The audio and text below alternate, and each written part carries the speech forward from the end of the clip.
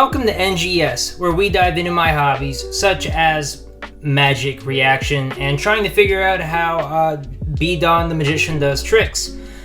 Last time I watched him do a routine, and I tried to figure out how he did it, and I did pretty darn close. Here's a clip of proof that I was pretty close, right here. Next Gen Spawn was dead on accurate with his stuff. There was a couple of things, actually the little finishing touches that I put onto there to kind of throw off actually worked in this particular case. But he was dead on. I'd say he's about 90% accurate with everything he said there. He has sent me a clip of him performing another routine that he wants me to attempt to figure out and try and, do another reaction video like last time. This time to promote the tutorial that he's uploading for it on December 2nd, which you will catch on his channel. I'll put a link down below to that as well.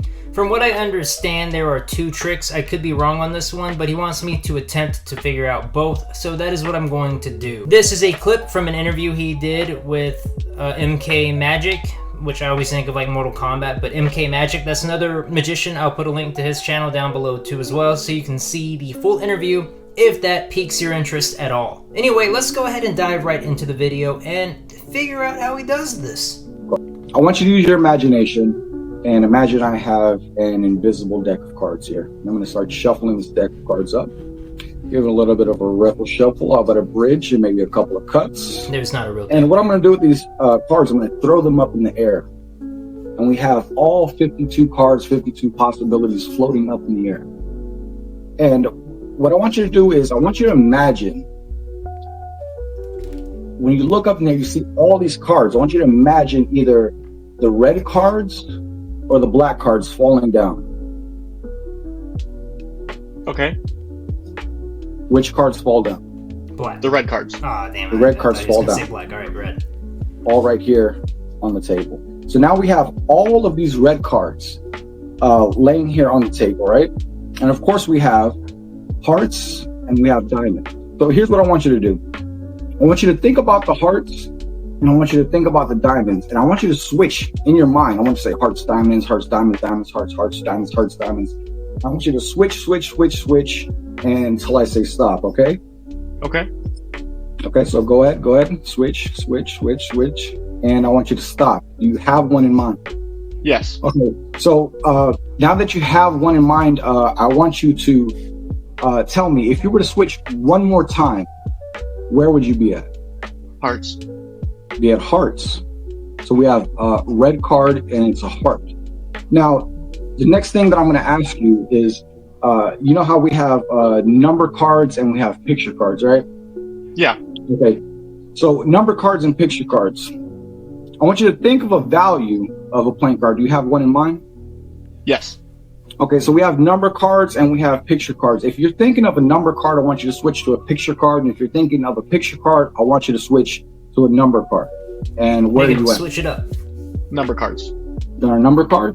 Yeah. So all the number cards vanish. All we're left with is all the picture cards. So that's going to be King, Queen, and Jack. So if I were to take 2 of those away, what would you be left with? Jack of hearts. You'd be left with the Jack of hearts. Yeah. So now I'm left with 2 cards in my hand. I have the King of Hearts and I have the Queen. I want you, imagine I have them right here. I want you to push one to me. Okay. Which card are you pushing to me? The King of Hearts. The King of Hearts. That leaves you with 1 card. The Queen of Hearts, right? Yeah. Okay. So it's fair to say that you made all these decisions, landing you at one particular card. And I had this deck of cards sitting here the entire time in view. Yeah, it was in frame. Yes, correct. Now, if you were here in person, I'd have you do this instead of me doing it, right? So actually, we might do it a little bit of a different way, just so you don't think I'm cheating, right? So, no worries. just so you don't think I'm cheating. But what I would have you do is cut the deck just like that. Give it a cut. But since you're not here, this is what I'm going to do. I'm going to spread the cards out. I'm trying to keep them in camera frame. And I'm going to point my finger here and just tell me stop wherever you like, anywhere you like. Stop. Right here. Yes. So let's There's a pretend you were to delay cut from the the deck at this particular point, right? Interview. So that's the fairest way for me to, have you cut the decks without you actually being here. So that would mean that you cut to the 7 of diamonds and the 8 of diamonds, okay? So you cut to the 7 of diamonds and the 8 of diamonds. What we're going to do is we're going to add those values together, right? 7 plus 8 is what? 15. 15. Yeah, he did that way So faster I'm than I going to try to would. do this as fairly as possible, one card at a time. So 1, 2, 3, 4, 5, 6, 7, 8, 9, 10, 11, 12, 13, 14, and the 15th card is your thought of card, the Queen of Hearts. That's pretty good. That's pretty good. And the interesting part about it, you can see this is not like a forcing deck or anything like that. Everything is fairly shuffled. All the cards are completely different. So that's what I got for you. That's pretty good. All right, so that's the first trick. Now I think I have an idea of how this works. Now, obviously, the card that he picked with a little bit of mentalism here, because it wasn't just all free choice, it was kind of coached. Whenever the magician, in this case B-DoN the magician, asks questions of like, think of one card, now what card were you thinking of, and when they get that answer and they respond with, okay, well, let's remove that card, he has the power to say, well, let's remove that card, or let's keep that card. Technically, he has the power to keep or remove whatever card is said, so he's technically in control the entire time having this conversation or this mental game of, deduction, removing cards. So he's kind of guiding him to the, what was it, Queen of Hearts? Yeah, the Queen of Hearts. So the Queen of Hearts had to have already been a predisposed card that he picked and knew was going to be the selected card from the beginning, and just kind of had to work his way through the mentalism game of coaching him through it mentally. Now, of course, I'm not really good at that game.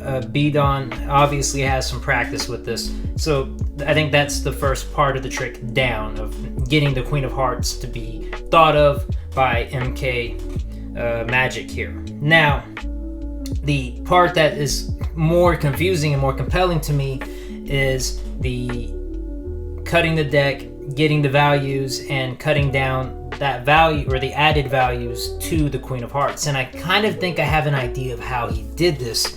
And again, like in my last video, one of the red flags to pay attention to is when the deck is not shuffled immediately. Automatically assume that it's either stacked or it's in an order that needs to be pre-existing for the trick to work. And I think I can go to a still frame where I can confirm this, and I'm going to, unless B-DoN doesn't want me to do that, and I'll let him decide if he wants me to or not. But I think that the deck is specifically made in an order where every card next to each other is a combined value of 15, and that Queen of Hearts is put into the 15th place in the deck. Now, the chances of him landing on that Queen of Hearts is very slim, and if he does land on that Queen of Hearts, in the revealing process of revealing the top and bottom card, if it were the first card that he pulls up, the trick is done. Oh, look, you landed on the Queen of Hearts, and it's already a small miracle. But if it's the second card that he pulls up, well, again, close enough. Well, it just so happens that you picked the Queen of Hearts. But the cards next to each other is 15 for a reason. There's a reason for that. I can't think of the math right now. Like I said, when it comes to math, I'm not as good as MK Magic here, apparently. But that 15 number is 15 for a reason, and I'm pretty sure this is how it's done. So let's go ahead and see if that's the case by going into this still frame. And I don't know if I'm going to be able to do this here. Yeah. I'm going to have to look at this post-production to see if that's the case. If that's not the case, then consider me stumped on how he did that. If that is not the case, then he would have had to have forced the cut, known where to go, which is a thing, and that would be my second guess. He forced the cut, had full control of the deck, and knew exactly where to land, and played it that way. That'd be my second guess, and my first guess was incorrect. But again, I think a lot of that hinders on the not shuffling in the beginning.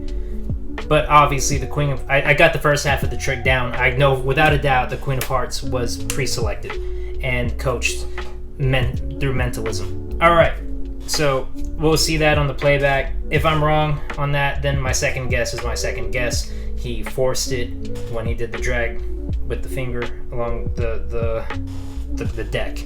Alright, let's get to the second one. So that's what I got for you. That's pretty good. But in all seriousness, though, let's give you another legitimate sheet. See, he shuffled the deck for realsies this time. That seemed genuine. But you know how in most tricks, for example, you have everything shuffled, and in most tricks they're like, go ahead and pick a card, any card you like, right? So in this trick, we're actually not going to do that at all. In this trick, I would have you or me, it doesn't matter who does it, I'd have you start dealing down cards, right? Just like this, dealing down cards. And then at any point, you say stop. Do you want to say stop there? Keep going? It's fine? Keep going. Shuffle up. Keep going? Okay, we'll keep going. Say stop anytime you like. Stop. Right here, and we'll shuffle up.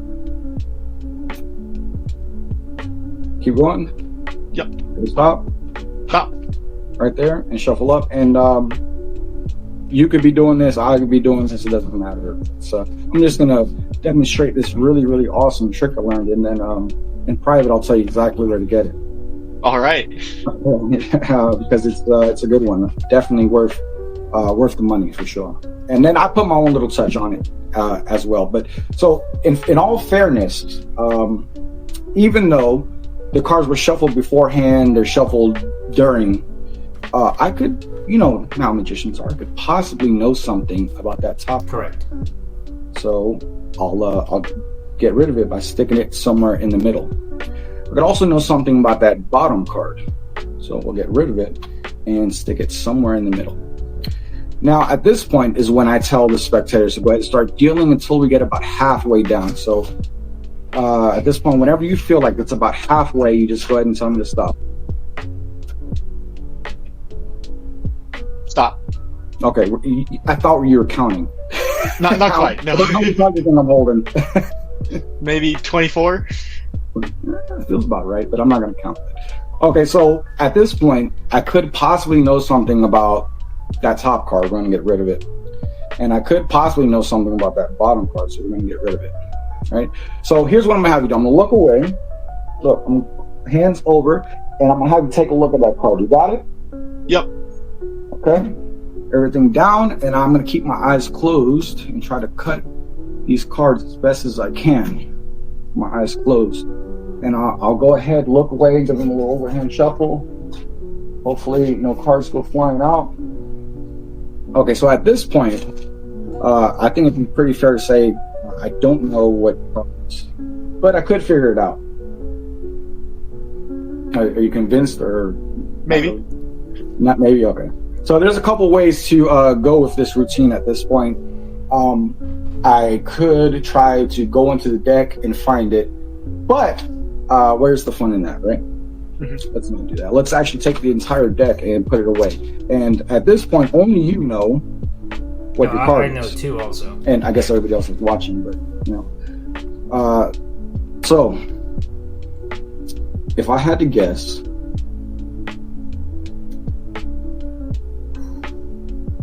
okay. Please don't be wrong. He's gonna be wrong. I'm gonna say your card was a black card. Correct. Okay.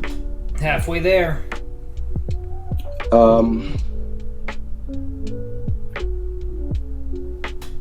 Since the E part of the routine, you said number card. I think it was a number. 75% there. Correct. Okay.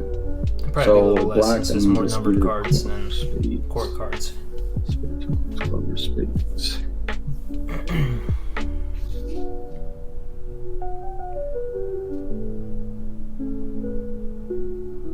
Okay.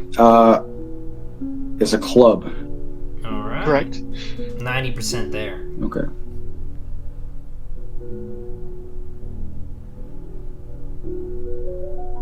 It's a high card.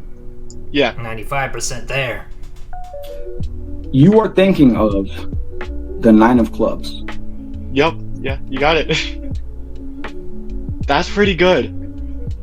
Yeah. You got me stumped on that one. Okay, so I mean the obvious thing to go with on the last trick is going to be it's a marked deck, right? That's the go-to. Is it's a marked deck. He has to know because it's marked. Let me see this. I think I know how he did it. I think I know, but I need to be sure before I say anything. So I think I know how he did it. All right, but I think it has something to do with the bottom deal, and it has to deal with a card is being moved but not being moved. And I'm only saying it like this for him. If you understand what I'm saying, then you understand what I'm saying. And I fully believe that this trick is genuinely done from nothing. There is no setup needed for this. You have to see the bottom card for this trick to work. What you're doing is you are showing to the audience, the person, the deck. You are going to sneak a peek at the bottom card. Remember the bottom card. And as you're putting the top card and the bottom card in the center, you are not taking the bottom card to the center. I can see the trick you're doing there. What you're doing is you're doing a false deal of the bottom card and putting that into the middle. And you're actually keeping that bottom card that we both know that you peeked at the bottom. When you are doing the overhand shuffle, when he's telling you to stop between each top deal, you are controlling that bottom card at the bottom, which you know is still the same card. And you're still doing the bottom top to the middle, still controlling that bottom card and keeping it at the bottom with the false deal. And whenever you do the bit at the end where you show him that bottom card, you already know what it is and the trick's already set, and you go forward with the coup de grace. That was a pun to vinyl in the background. The big reveal, and you move up with the steps and do the whole again little nod to mentalism towards the end there. And I think that's how you do it. Now, I could be wrong, but I think that's what I'm seeing, at least how this trick is done. And that's how I would do it if I had to do this trick based off of just one viewing of the performance. Anyway, guys, let me know what y'all think. If I was spot on, if you think I'm wrong and you have your own idea of how the trick is done, leave it down in the comments. I'm sure neither me or B-DoN will confirm nor deny how the trick is done, just to keep secrecy, but it'll be fun to see how you think the trick is done. Anyway, thank you very much for watching. If you enjoy this kind of content, please let me know. This is actually very fun, and I'm sure it's very fun for B-DoN also, who will be doing a tutorial for this trick. It'll be for the first trick, not the second one, the first one. It'll be out on December 2nd on his channel again, link down below. Anyway, thanks for watching, and I can't wait to see you right back in the next video.